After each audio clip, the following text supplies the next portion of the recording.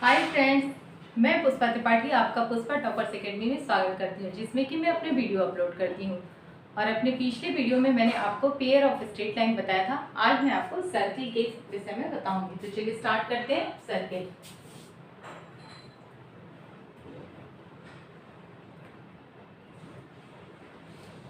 First general equation of circle. General equation of circle. तो general equation क्या होता है ये मैं आपको पिछले वीडियो में बता चुकी थी। एक बार फिर मैं लिख देती हूँ। X square plus y square plus 2gx plus 2fy plus c equal to 0। और यहाँ पे सेंटर होगा, सर्किल का सेंटर क्या हो जाएगा, -g एंड -f। और इसकी रेडियस क्या होगी, radius r equal to √g square plus f square minus c। मैं आपको डेरिवेशन नहीं बताने चाहूँगी क्योंकि उसके आगे हमें क्वेश्चन भी काफ़ी करने हैं और डेरिवेशन आप बुक से भी देख सकते हैं। अगर नहीं क्लियर होगा तो कमेंट करके लिख दीजिएगा, तब मैं आपको बता दूँगी। And next equation of circle, equation of circle which center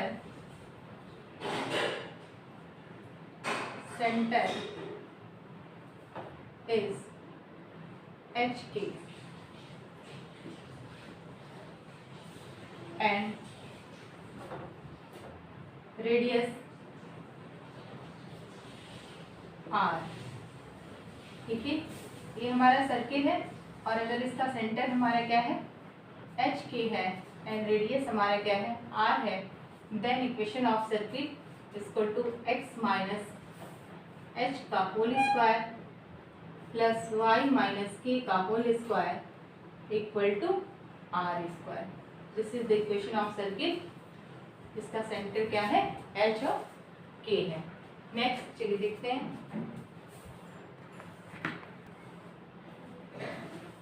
equation of circle, equation of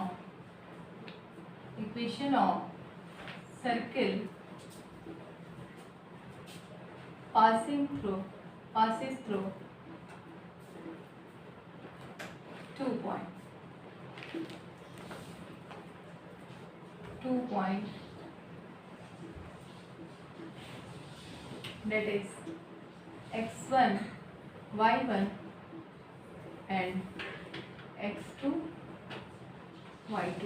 यहाँ पे क्या हो जाएगा, x minus x1 plus y minus y1 equal to r square. And next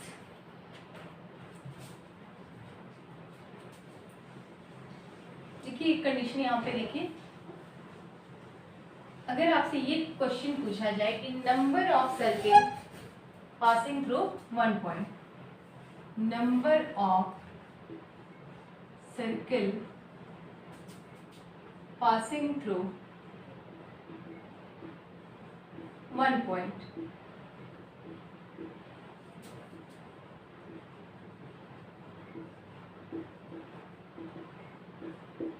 means ये कितना हो जाएगा, अगर ये एक पॉइंट है, यहाँ से कितने सर्किल पास कर सकते हैं। देखिए एक सर्किल हमारा ये पास किया, फिर यहाँ से हम ले लेंगे दूसरा, फिर यहाँ से ले लेंगे तीसरा।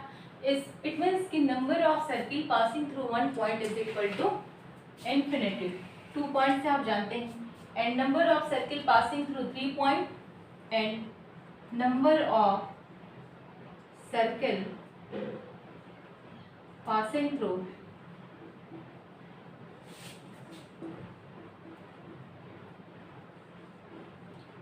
3 पॉइंट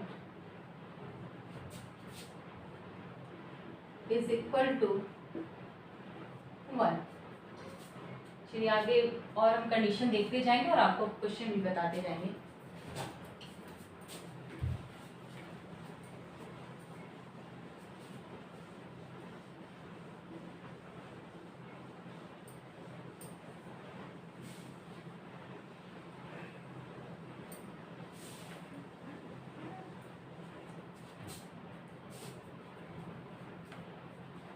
अब देखिए हम टेंजेंट की बात करते हैं।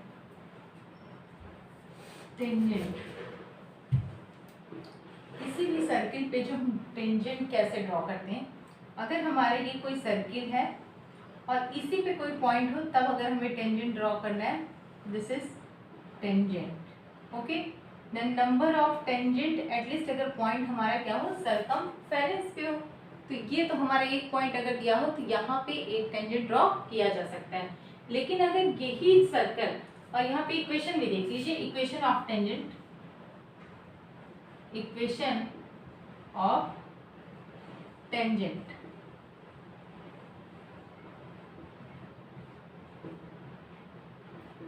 Is equal to x x1 plus y1 plus g into x plus x1 plus f into y plus y1 plus c equal to 0। This is the equation of tangent. अच्छा, एक condition मैं देखती हूँ कि अगर ये पॉइंट हमारा circumference पे ना होकर कहीं हमारा सर्किल के बाहर हो तब टेंजेंट कितने ड्रॉ कर सकते हैं। देखिए ये हमारा सर्किल है जिसका सेंटर O है। अब ये पॉइंट कहीं P यहाँ पे दिया हुआ है। अब अगर हम इससे टेंजेंट ड्रॉ करें, एक देखिए, सॉरी थोड़ा सा बना सही नहीं है, तो देखिए ये हमारे कितने PT एंड PT डैश, तो ये जो हमारे कितने टेंजेंट ड्रॉ किए जा सकते हैं, 2 टेंजेंट ड्रॉ किए जा सकते हैं यदि कोई पॉइंट हमारा क्या हो, आउटसाइड ऑफ सर्किल हो। अगर यही जो मैंने इक्वेशन लिखा है x1 y1, अगर हमारा कोई पॉइंट दिया हो और पूछा जाए equation of tangent equal to, तो इसी फॉर्मूला से हम लगाएंगे। अब हम क्वेश्चन बताएंगे तो आपको और अच्छे से क्लियर हो जाएगा। चलिए,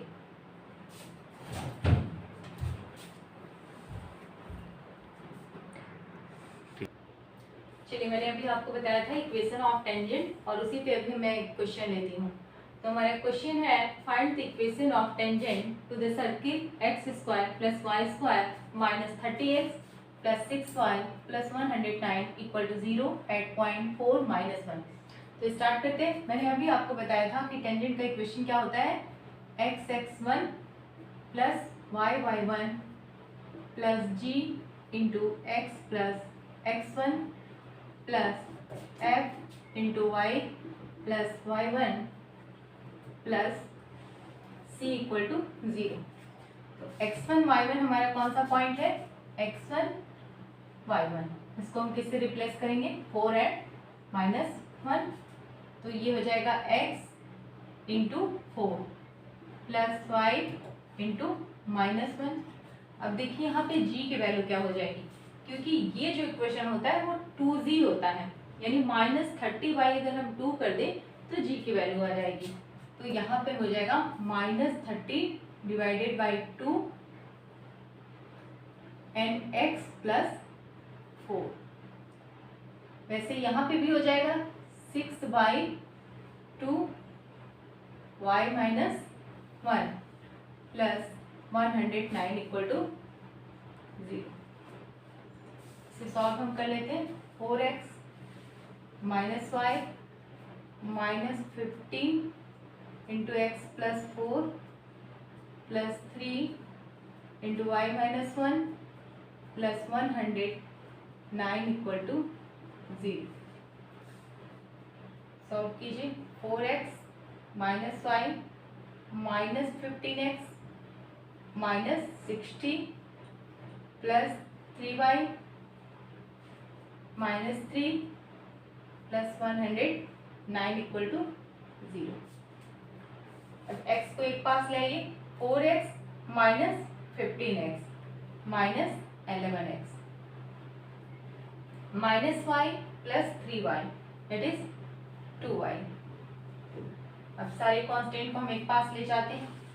minus 60 minus 3 plus 109 minus 63 plus 109 equal to 0।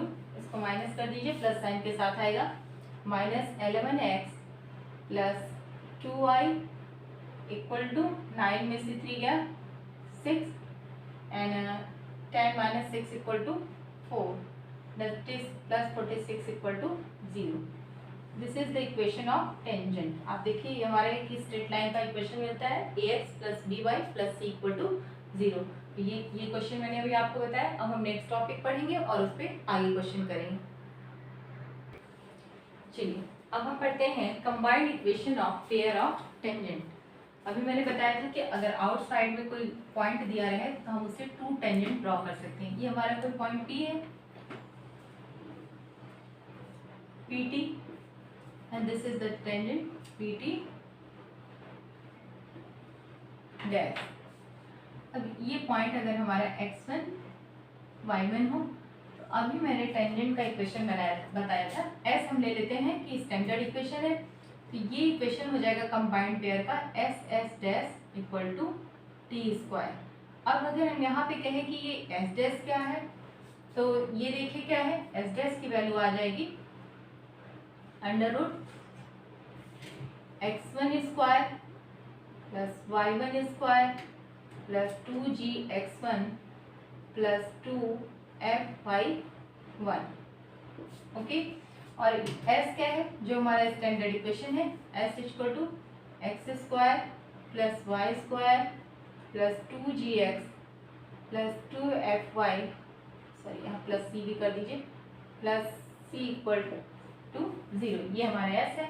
और t टेंजेंट का इक्वेशन क्या हो जाएगा. टेंजेंट का x(x1) plus y(y1) plus g(x plus x1) plus f(y plus y1) plus c equal to 0.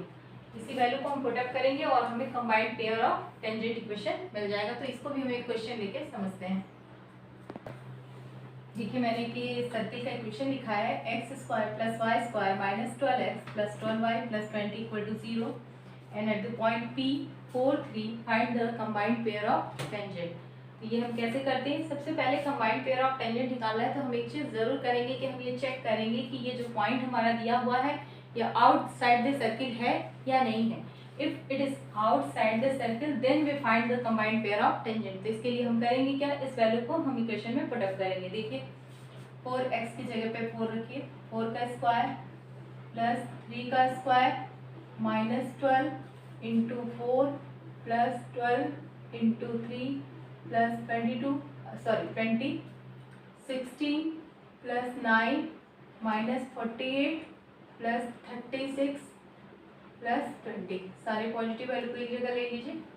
ये हो जाएगा 25 और प्लस 36 और 20 56 माइनस 48. ये क्या हो जाएगा 81 माइनस 48 डेट इज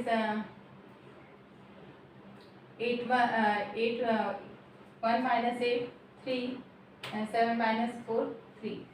ये हमारा क्या आ गया पॉजिटिव वैल्यू. एक चीज़ और यहीं पे समझ लीजिए कि अगर ये वैल्यू हमारी पॉजिटिव आई then the point outside the circle. अगर ये वैल्यू हमारी क्या आ जाती नेगेटिव आती तो ये पॉइंट क्या हो जाता inside the circle and this is equal to 0. Then हमारा पॉइंट P कहाँ हो जाता सर्कमफेरेंस ऑफ द सर्किल. तो ये तो कंफर्म हो गया कि हमारा ये पॉइंट क्या है आउटसाइड द सर्किल है. अब हमने जो इक्वेशन बनाया है कि क्या S S dash is equal to T square. अच्छा वहाँ पे मैंने एक चीज़ बाय मिस्टेक लिख दिया था कि अंडर रूट ये वैल्यू रखती थी, बट इसको आप अंडर रूट नहीं रखेंगे. एस डैश की वैल्यू पूरी x1 y स्क्वायर x1 और y1 की वैल्यू रखने पे जो आएगा. तो s हमारा क्या दिया हुआ है x square plus y square minus 12x plus 12y plus 20. ये s है. s डैश हमने वैल्यू पुटअप की और हमारी वैल्यू क्या गई 33. अब देखिए t हमें निकालना है तो t x(x1) it means x into 4 plus y(1) y into 3 minus 12 और x प्लस x1 रखेंगे तो x प्लस 4/2 करेंगे तभी यहाँ में g की वैल्यू आएगी plus 12 and y plus 3/2 and plus 20 equal to 0. देखिए इसे आप सॉल्व करेंगे और यही जो हमारा इक्वेशन मिलेगा, this is the combined pair of circle. Calculation करना बड़ा आसान है और ये आपके लेवल से बहुत ही आसान चीज़ है, इसलिए इसको मैं नहीं करने जा रही हूँ। चलिए हम अपना नेक्स्ट टॉपिक पढ़ते हैं, common tangent to the circle. Common tangent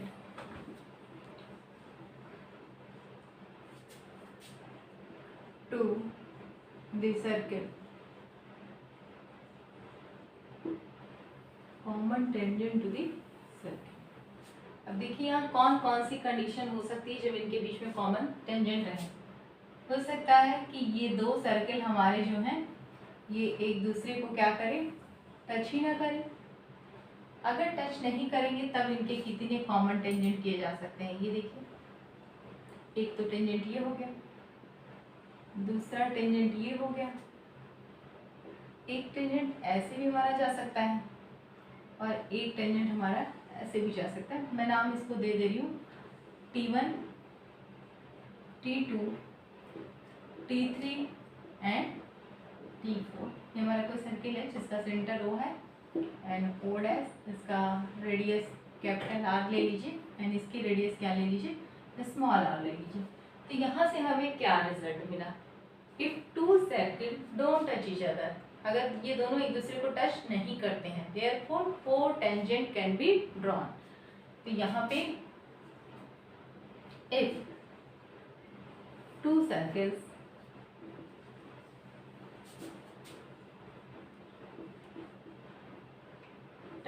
don't touch each other,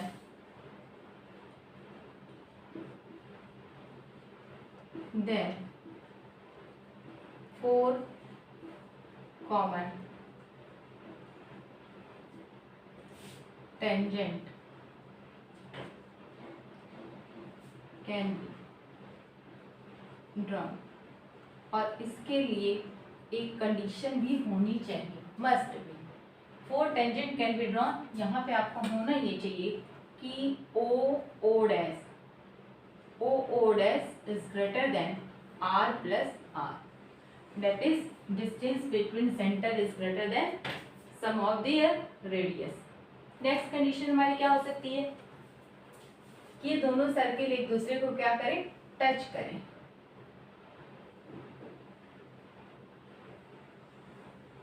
figure थोड़ा अच्छा नहीं है, टच करेंगे तब एक कॉमन टेंजेंट ये ड्रॉ किया जा सकता है, दूसरा ये ड्रॉ किया जा सकता है T1, T2 एंड तीसरा क्या किया जा सकता है, यहाँ पे ड्रॉ किया जा सकता है T3। इसका मतलब कि ये अगर एक दूसरे को क्या करते हैं, टच करते हैं, therefore three common tangent can be drawn.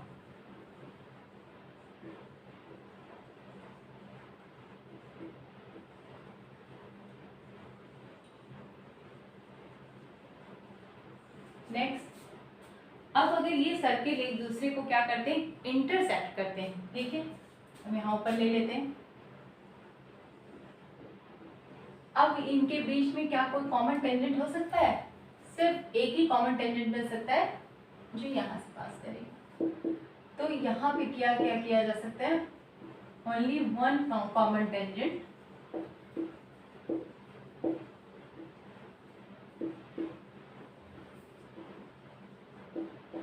Can be drawn. Circle में ये इतना पॉइंट था, एक और पॉइंट है कॉमन कॉर्ड का इक्वेशन। तो कॉमन कॉर्ड देखिए यहीं से आपको मिल जाएगा कि इनके बीच में ये जो कॉमन कॉर्ड है यही है, और ये कॉमन कॉर्ड अगर हम इसे ले लें ए बी, तो ये होता किसके है कि अगर इसका इक्वेशन निकालना हो तो S1 minus S2 equal to 0।